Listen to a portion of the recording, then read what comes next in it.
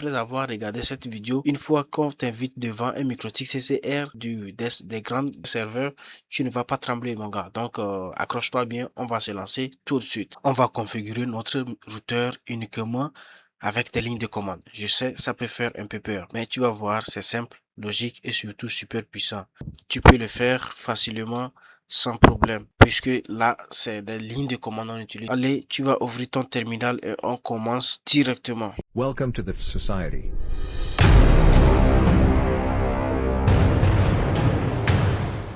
Donc voilà, on se retrouve avec notre microtik en mode terminal. Et ici, c'est Winbox en mode graphique. Ici, c'est en mode terminal, ici en mode graphique. Donc, j'ai ouvert les deux pour vous montrer ce qui se passe réellement quand vous utilisez les lignes de commande, les gars. Donc, n'ayez pas peur, on va le faire étape par étape. C'est trop cool. Premièrement, connectez-vous à votre microtik. Ok, je me connecte. La première des choses, qu'on nous demande de changer de mot de passe, de mettre un nouveau mot de passe. Par exemple, c'est ce qui vient aussi quand vous vous connectez avec votre Winbox ici. Vous voyez? Donc, c'est ça. Ok, je vais mettre mon mot de passe ici. Ok, c'est bon. Le mot de passe a été changé, les gars. Donc, la première commande, en même temps, je vais vous montrer comment redémarrer votre microtik en mode ligne de commande, en mode CLI. D'accord? Donc, je tape système. Reboot. On me demande de redémarrer, je fais yes, je tape sur Y. Vous voyez les gars, donc mon microtik vient de se redémarrer. Au fur et à mesure que je configure, je vais essayer de redémarrer pour que tout soit clair pour vous. D'accord? Donc c'est bon, je me reconnecte ici. Vous voyez que le Winbox s'est redémarré. C'est parce que on a redémarré notre routeur microtik dans le ligne de commande. Donc c'est bon. Et je peux revenir ici et me connecter. Vous voyez que le mot de passe est incorrect parce qu'on a changé de mot de passe. Donc je vais entrer le nouveau mot de passe et c'est bon. Donc les gars, la première des choses est que premièrement, je vais vérifier les interfaces qui sont disponibles sur mon microtik. Ok, donc pour le faire, je tape slash. Vous pouvez taper sans slash, hein, d'accord? Donc je tape slash interface et je fais print comme dans la programmation de Python, langage Python. On fait print pour afficher un truc. Donc moi je fais print pour afficher mes interfaces. Ok, les gars, comme vous le voyez ici, ce sont mes ports, ça, port Ether 1, Ether 2, Ether 3. Ok, dans la vidéo précédente, je les avais nommés, mais j'ai réinitialisé mon microtik pour vous montrer vraiment ce qui se passe. Donc, ce que je vais faire, le port Ether 1, je sais déjà que c'est l'internet, c'est elle qui reçoit l'internet, et le port 2, c'est ça mon port. Dans la vidéo précédente, le port Ether 2, c'est le port LAN et le port Ether 3, la liaison entre mon PC et mon microtik virtuel. Vous vous rappelez, n'est-ce pas? Ok. Ce que je vais faire maintenant est que je vais créer un bridge. Donc, pour le faire, je fais interface, bridge, ok. Interface, bridge, add, add pour ajouter, name pour donner le nom de nouveau bridge qu'on veut ajouter. Et puis maintenant, je mets le nom de notre bridge. Par exemple, LAN. Ok. Je mets LAN. C'est notre bridge ça. Et je fais entrer. Donc, pour voir que mon bridge a été créé avec succès, on sait bien que c'est créé avec succès, mais pour vous montrer la commande qui permet d'afficher les bridges, donc je fais interface, bridge, print. D'accord? Et c'est ça. Vous voyez ici, le nom, c'est LAN. Donc, c'est ce qui veut dire c'est mon LAN ça. Donc, pour s'assurer, je vais vous montrer ce qui s'est passé ici. Je viens dans bridge et vous allez voir que voilà, c'est notre bridge qu'on vient de créer. Ok? Je viens d'un port, il n'y a rien. Maintenant, je vais revenir dans mon terminal, je vais ajouter, je vais attribuer, je vais affecter le port à mon bridge que j'ai créé. Donc, le but, c'est de vous montrer comment ajouter un port dans un bridge grâce à la ligne de commande. Donc, je fais interface, bridge, port, et je fais add. D'accord? Pour ajouter, je tape bridge, add bridge. Ok, ajouter dans quel bridge? Donc, je tape bridge LAN. C'est dans le bridge LAN que je vais ajouter mon port Ether 2. Donc, une fois que j'ai précisé ceci, je fais interface et je mets Ether 2, puisque c'est le port là que je vais ajouter au LAN. Ok, on peut dire que c'est fait. Vous voyez déjà ici en même temps le changement. Vous voyez Ether 2 dans le bridge LAN. Donc, c'est ça. Si vous arrivez à faire ceci, ce qui veut dire que c'est bon, les gars. Pour pouvoir maîtriser ça plus vite, les gars, je vous invite, vous pouvez écrire. Prenez un cahier et notez ce qu'on fait. D'accord, les gars? C'est comme l'école, c'est comme les cours. Donc, n'oubliez pas, les gars, suivez attentivement. On continue. On a créé un bridge, on a affecté le port 2 dans notre bridge. D'accord? Maintenant, la suite, c'est quoi? J'ai oublié, les gars. Imaginez, je vais vous donner l'exemple. Imaginez si vous vous retrouvez avec un microtique qui a plusieurs ports. Vous allez faire les mêmes procédures. Par exemple, vous tapez interface, bridge, port, add, bridge, LAN. Vous faites ainsi de suite, les gars. Vous allez voir que c'est simple et rapide plus que votre Winbox. D'accord? Donc, à partir d'aujourd'hui, tu vas arrêter d'utiliser Winbox et tu vas utiliser la console. Ok, mais les gars, l'étape numéro 4, on va attribuer l'adresse IP à notre bridge qu'on a créé. On va l'ajouter l'adresse IP. Cette adresse IP sera la passerelle du réseau. C'est elle que les PC utiliseront pour sortir. D'accord? Vous comprenez, non? J'ai déjà expliqué tout dans le cours de Microtik, dans le cours global de la configuration Microtik. Donc, plus la peine de faire ici aussi. Donc, on va l'attribuer l'adresse IP, d'accord? Donc, je fais IP adresse. C'est comme aussi pour la configuration de Cisco, d'accord? Avec le temps, je vais vous faire plonger dans le Cisco 6, dans le système Cisco, d'accord? Pour le moment, on est sur Microtik. Je fais IP adresse add adresse, d'accord? Et je mets l'adresse IP que je vais ajouter à mon bridge, d'accord? Je fais 192.168.10.1, d'accord? Je fais slash, n'oubliez pas le slash pour préciser. 24, d'accord? Ensuite, je fais espace, je tape interface et je mets le bridge auquel je vais attribuer l'adresse IP. Notre bridge, c'est LAN. Donc, je fais LAN, je tape LAN. Donc, je vous explique. IP adresse, add adresse. Ce qui veut dire adresse IP. Dans l'option adresse IP, on va ajouter l'adresse IP 192.168.10.1/24 à l'interface LAN. Donc, qu'est-ce qui est dans l'interface LAN? C'est le port Ether 2. Donc, imaginez si vous avez plusieurs ports Ether dans votre LAN. Donc, tout ceci sera englobé en un seul LAN. Donc, c'est ça, les gars. Donc, je fais entrer. Ok, c'est bon. Pour vous montrer que c'est vraiment bon, je viens dans le IP, je viens dans adresse. Ok, vous voyez, c'est ça. Ici, c'est la configuration par défaut. Je vais le supprimer. Vous voyez, non? Non, c'est ça ici. C'est qu'on vient de créer. Ok, c'est bon.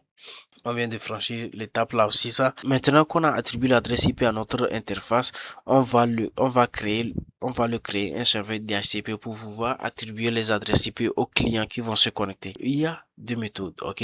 Il y a une méthode, tu vas le faire en toute pièce. Ça, tu vas créer manuellement le pool. Toi-même, tu vas configurer l'adresse IP, le réseau, activer et l'activer. D'accord? Ça, on en passe. Je vais vous mettre le commande quand même dans les descriptions. Ce que je vais faire pour aller plus vite, on va le faire inviter. Il va nous faire ça automatiquement. Donc, pour le faire, on est toujours dans l'étape de configuration de l'adresse IP et de DHCP, ok?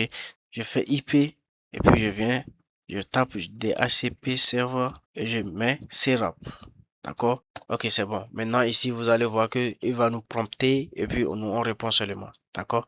Donc, il me demande l'interface auquel je vais configurer DHCP. Donc, je tape l'interface, c'est notre interface LAN, c'est notre bridge. Donc, je tape le nom LAN et puis je fais, ok, si vous ne connaissez pas votre interface, vous avez oublié le nom de l'interface, vous pouvez taper sur Tab pour afficher toutes les interfaces. Ici, vous voyez, donc c'est le LAN. Dans le LAN là, il y a les ports. Par exemple, dans mon LAN, il y a mon port 2. D'accord?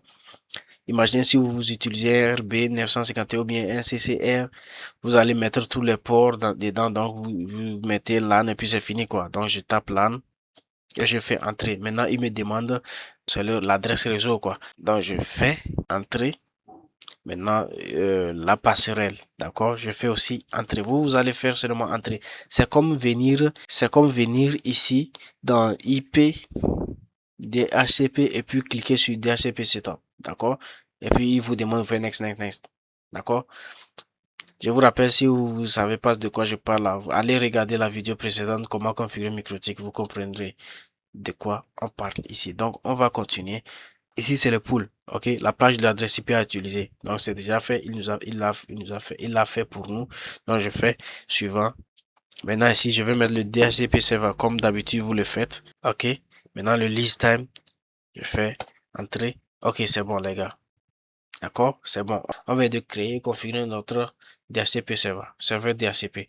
Donc, ouais, ici, non, c'est ça, c'est notre serveur DHCP ici. Donc, on peut dire que notre serveur DHCP est prêt à l'emploi. D'accord?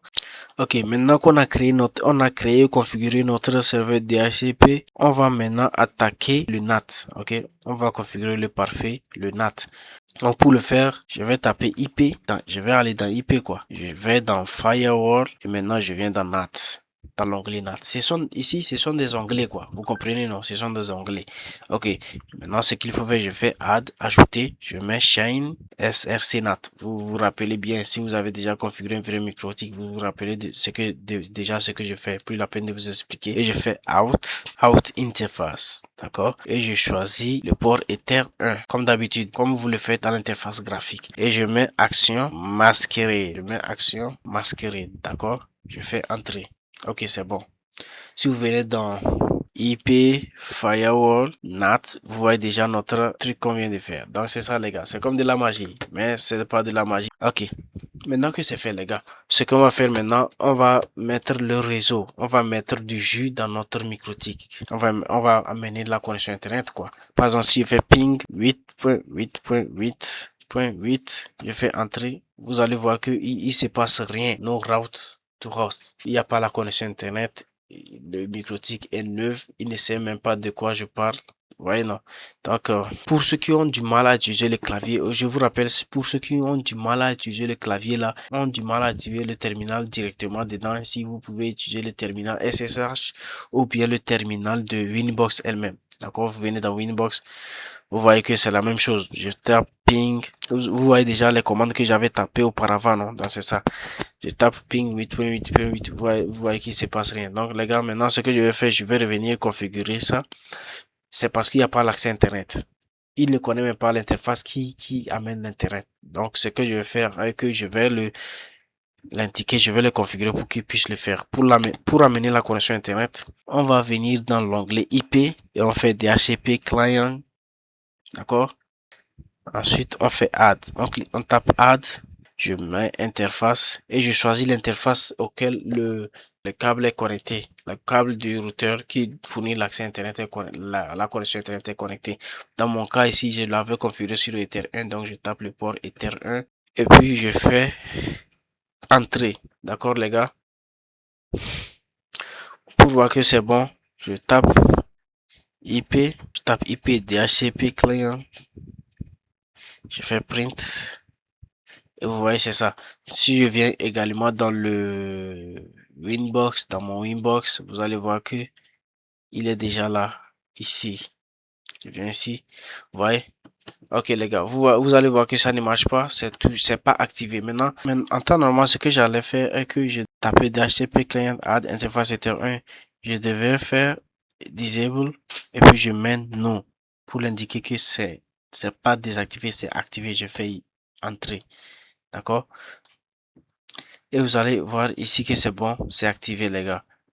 Ok, on peut dire que ça marche, mais on ne va pas vite sur le juge, on va pinguer voir.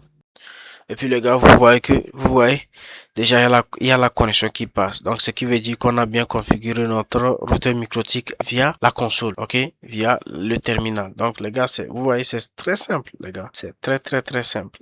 Donc c'est à vous de voir, toute la configuration de base est en place et vous l'avez fait à la main comme un vrai ingénieur ou technicien réseau. Franchement, respect à vous hein, les gars, à vous ceux qui ont suivi et pratiqué et reçu. Vraiment, respect à vous, respect à vous. Vous êtes désormais des vrais pros en configuration microtique, on peut dire ça. Dans la prochaine vidéo, on va connecter un PC client à ce routeur.